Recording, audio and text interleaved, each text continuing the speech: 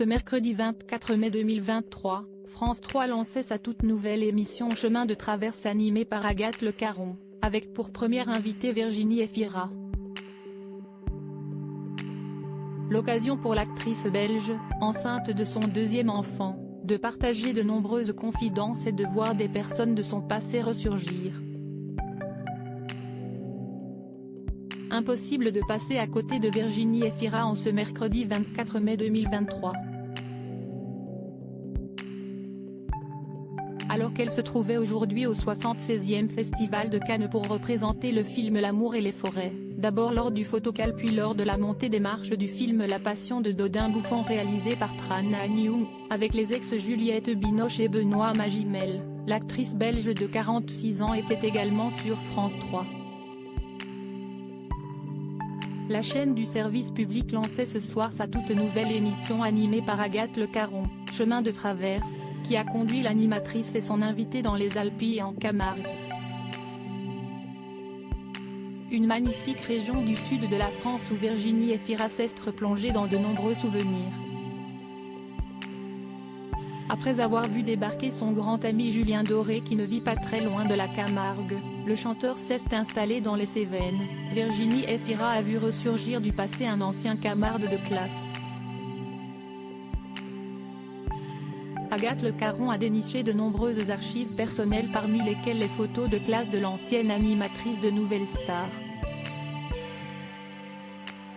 Un moment où les téléspectateurs ont découvert que le premier garçon à avoir embrassé Virginie Efira se prénomme Yvan. Sauf que l'actrice ne se souvenait pas du tout que ce dernier lui avait donné son premier baiser. Un moment sur lequel ils ont pu échanger puisqu'Yvan a appelé Virginie Efira et s'est retrouvé en visio. Yvan Mertens a alors expliqué les circonstances de ce baiser qui n'était pas lié à une histoire amoureuse.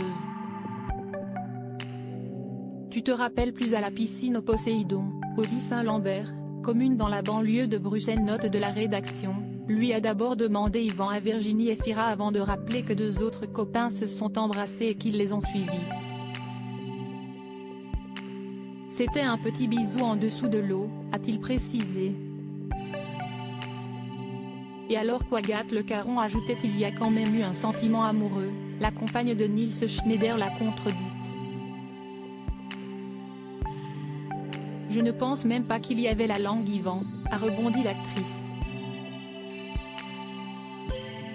Par la suite, le fameux Yvan, qui pourra à vie se vanter d'avoir été le premier homme à avoir embrassé Virginie Efira, a donné de ses nouvelles et fait savoir à l'actrice de 46 ans, enceinte de son deuxième enfant, qu'il vit toujours à Bruxelles et qu'il travaille pour les pompes funèbres.